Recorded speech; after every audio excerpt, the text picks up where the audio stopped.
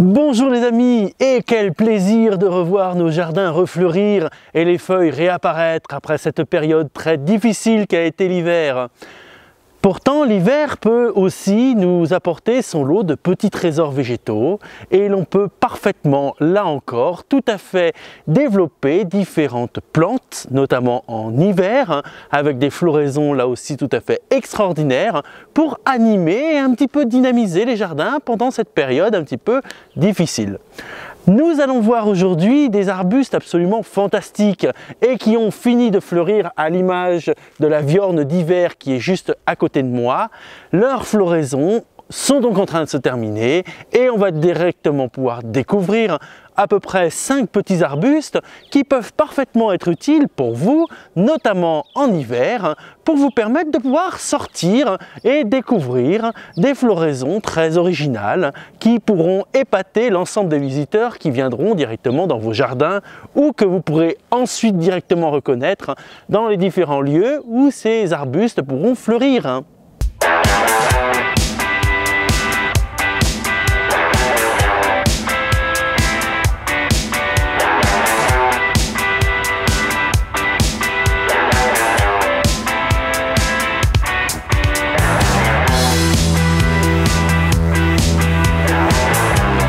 Comme j'ai pu vous le dire, nous allons découvrir ensemble 5 arbustes qui sont absolument indispensables à pouvoir retrouver dans les jardins pour pouvoir les animer et que l'on aurait tort de ne pas utiliser tant leurs bienfaits sont exceptionnels. Et le premier d'entre eux n'est autre que la viorne directement d'hiver. C'est une plante du genre des viburnums, les fameuses viornes, qui est un genre extrêmement florifère et que l'on utilise très souvent dans les jardins et dans les parcs. C'est aussi un genre que l'on retrouve très souvent au niveau de la nature et que l'on retrouve facilement dans l'hémisphère nord. Le genre des viburnums va regrouper jusqu'à environ 120 espèces que l'on peut parfaitement employer dans les jardins. Mais celui qui nous intéresse aujourd'hui n'est autre que la viorne d'hiver, le viburnum X bonentense.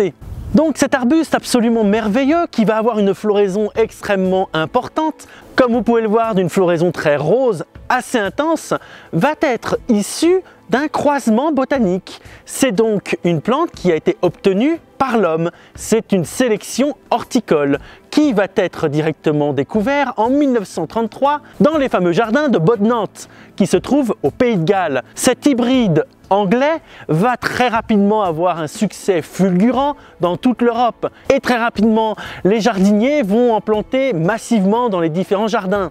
Et comme vous pouvez le voir, les inflorescences vont pousser directement sur le bois sans aucune feuille. Nous sommes en période hivernale sur un arbuste caduc, c'est donc normal, mais vous allez avoir une inflorescence très importante, une réunion de fleurs roses sur l'ensemble des rameaux. Et ce qui est aussi très original par rapport à ces différentes fleurs, comme vous pouvez le voir, c'est que lorsqu'elles sont en bouton, elles ont un rose très intense et plus elles vont fleurir et plus ce rose va passer du rose pâle, voire presque même au blanc.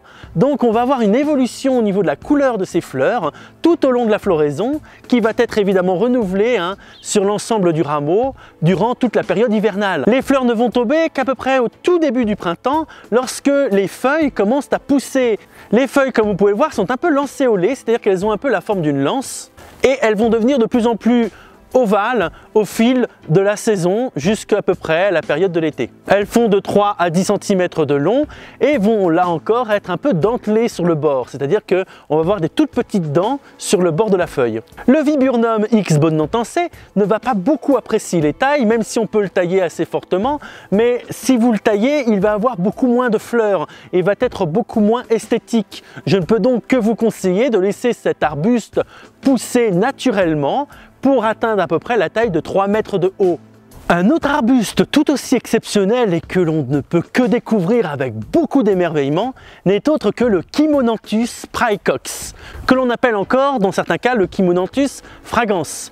C'est une plante de la famille directement des Calicantacées et son nom français n'est autre que le Chimonanthe odorante. Vous l'aurez tout de suite compris, c'est un arbuste qui est absolument prodigieux au niveau de l'odeur. Je me souviens, la première fois que j'ai découvert cette plante, ce n'est pas par son feuillage, ce n'est pas par ses floraisons, c'est tout simplement par l'odeur. Il y en avait un qui était planté près d'une allée et j'ai tout de suite été guidé par rapport à son parfum jusqu'à cette plante qui en effet a en plus une floraison très exceptionnelle.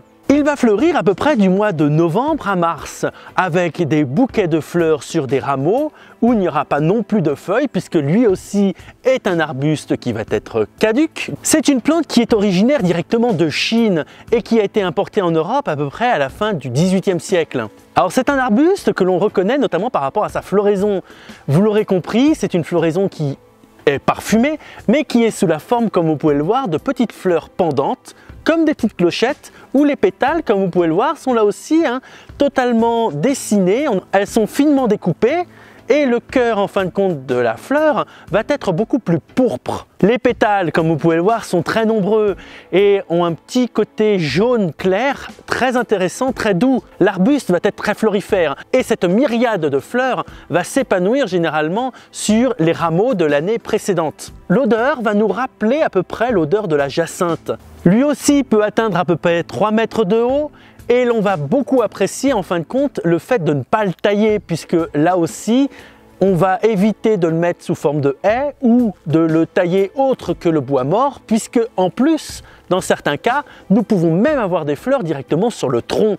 Donc il faut impérativement préserver de toute taille, donc réussir à planter cet arbuste dans une situation ensoleillée où il aura suffisamment de place pour pouvoir pousser librement. Il reste tout de même un tout petit peu frileux, donc il peut supporter des moins 15 degrés. Donc si vous êtes dans des régions où il peut avoir des gels beaucoup plus puissants, n'hésitez pas à le mettre près d'un mur ou près d'une surface plus chaude, exposé plein sud par exemple, cela vous permettra de pouvoir les conserver même s'il y a des températures beaucoup plus basses.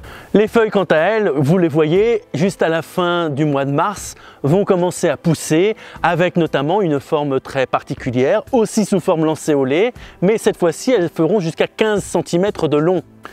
Une autre plante qui, là aussi, a en commun avec la Chimonanthe odorante une odeur absolument merveilleuse, ce n'est autre que le chèvrefeuille odorant, qui lui aussi va avoir un nom scientifique nous aidant à comprendre d'où vient ce nom très particulier qui n'est autre que le Lonicera fragrantissima.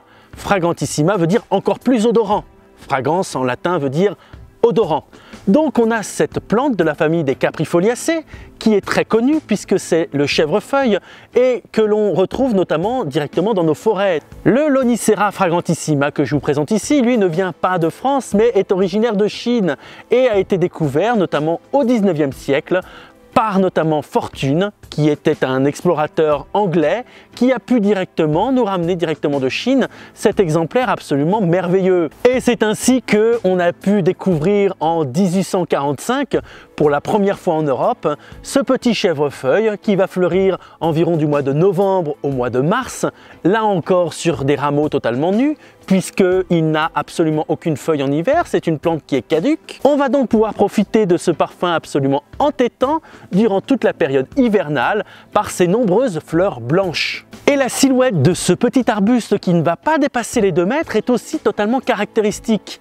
Tout d'abord, nous allons avoir des rameaux qui seront dressés et avec le temps plus ou moins retombants, pleureurs, et très intéressant puisque là aussi c'est sur ces jeunes rameaux que vont s'épanouir du mois de décembre à mars l'ensemble des floraisons blanches très odorantes.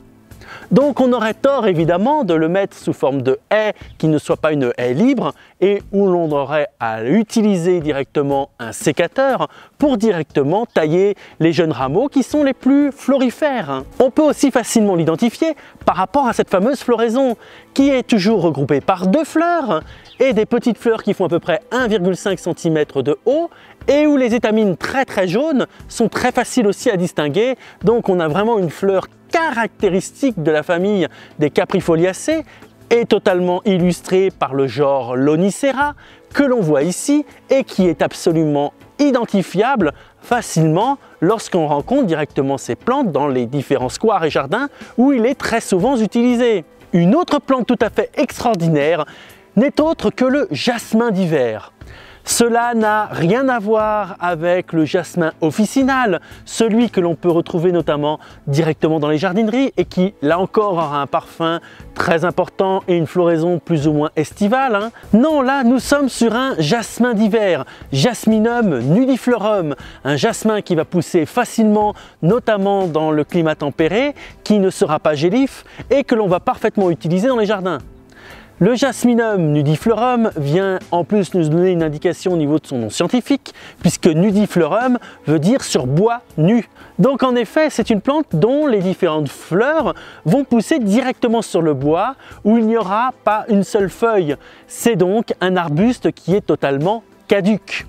La fleur est vraiment merveilleuse. Elle est sous la forme de 5 pétales qui vont être très jaune vif et elles auront cette forme très allongée sous forme de trompette qui en effet va recouvrir l'ensemble de l'arbuste très florifère, et ces différentes fleurs sont directement sur le rameau qui lui sera beaucoup plus anguleux. Comme vous pouvez le voir, on ressent parfaitement les différentes côtes qu'il peut y avoir tout au long de ces très longs rameaux pendants. Le Jasminum nudiflorum peut donc parfaitement pousser dans les différents jardins, puisque là aussi c'est un arbuste qui n'aura pas beaucoup d'exigences au niveau des différents sols et qui va avoir une forme absolument spectaculaire. C'est donc un arbuste qui va pousser à peu près à 1,50 m, mais dont les différents rameaux vont être très fortement pleureurs et vont réussir en fin de compte à faire comme une sorte de vague au niveau des différentes floraisons que l'on aura à la fin de l'hiver, à peu près vers le mois de janvier jusqu'au mois de mars. C'est donc une plante qui, une fois la floraison terminée, en début avril, va directement produire des feuilles très originales. Elles aussi, elles sont de petit diamètre, généralement composées de 3 folioles. C'est donc une plante qui a des feuilles composées et qui aura cette particularité de réussir à avoir ce feuillage un petit peu fin,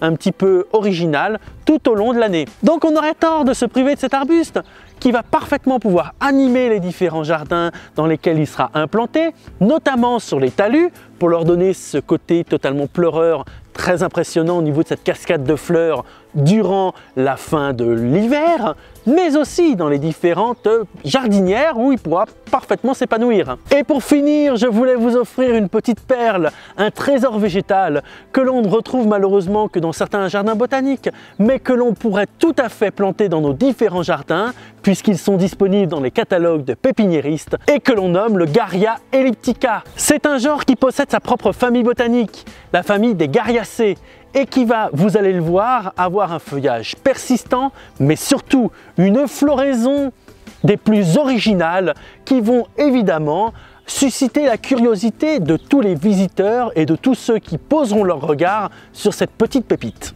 Le Garrya n'est pas une plante européenne et elle a été découverte notamment en Amérique puisqu'elle pousse sur la côte ouest des États-Unis, de l'Oregon jusqu'à la Californie, et c'est un arbuste qui va être persistant, c'est-à-dire que ses feuilles vont rester durant tout l'hiver. Elles sont assez coriaces, un vert très sombre sur le dessus, très glabre, le bord va là aussi être très dessiné, il n'y aura aucune dent.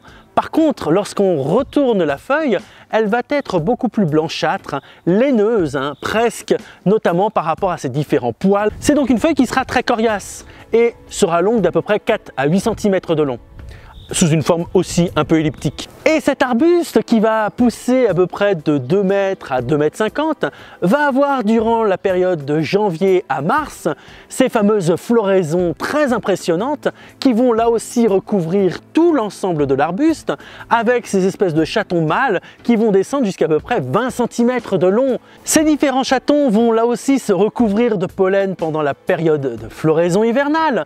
Un pollen très jaune, ce qui va là aussi accentuer son côté totalement chatoyant, et l'on va avoir un arbuste totalement original, tant évidemment par ses différentes feuilles persistantes, lui conférant un volume très particulier, mais surtout par rapport à ses différentes floraisons pleureurs au niveau des chatons mâles et des chatons femelles qui seront plus petits, mais qui vont en tous les cas donner un aspect absolument original et unique au niveau des différents arbustes que l'on peut implanter dans les différents jardins. Malheureusement pour nous, ça reste tout de même un arbuste qui est un peu frileux, donc on peut parfaitement l'utiliser dans toutes les zones tempérées, mais si vous avez des hivers à -15 là encore, évitez de trop l'employer dans des endroits froids, essayez de le protéger ou directement de l'exposer contre un mur qui sera plus chaud et qui lui permettra là encore de parfaitement survivre à un climat un peu froid. Voilà donc quelques sélections que j'ai pu vous faire au niveau des arbustes qui vont vous permettre de comprendre que la période hivernale n'est pas une période sans intérêt et que beaucoup de plantes vont produire des fleurs assez intéressantes, parfumées et que l'on peut parfaitement intégrer dans des haies libres, en isolé et surtout près des maisons pour que vous puissiez parfaitement en profiter. Il ne s'agit que d'une toute petite sélection par rapport à tout ce choix que l'on peut faire au niveau directement des jardins. Et j'espère que lorsque vous aurez à aménager ou à identifier des plantes, partez évidemment du principe que l'on peut parfaitement avoir des fleurs en hiver et qui vont avoir un intérêt tout particulier, surtout lorsque notamment il n'y a pas beaucoup d'intérêt au niveau du peu de feuilles qu'il y a et des peu de floraisons qu'on peut trouver. Ce thème des différentes floraisons hivernales est aussi un moyen très intéressant pour moi puisqu'il va vous permettre de comprendre aussi que l'on ne peut pas tailler tous les arbustes. Car si l'on taille certains arbustes, ces derniers seront beaucoup moins florifères et auront beaucoup moins d'intérêt directement à être visités. Donc évidemment, dans l'ensemble des exemples que j'ai pu vous donner, la taille est quelque chose qui est contre-productif. J'espère que cette vidéo aura pu vous faire découvrir le monde merveilleux des floraisons hivernales au niveau des différents arbustes et évidemment vous faire entrevoir toute la richesse que l'on a au niveau botanique dans notre pays. N'hésitez pas à me retrouver évidemment sur les différents réseaux sociaux où j'aime parfaitement partager ma passion et notamment en réagissant dans les différents commentaires. D'ici là, je vous invite là aussi à découvrir le milieu botanique autour de vous. Merci évidemment aussi pour votre fidélité. Cela me fait chaud au cœur de voir que les différentes vidéos que je peux produire vous intéressent. À très bientôt les amis et prenez soin de vous. Au revoir!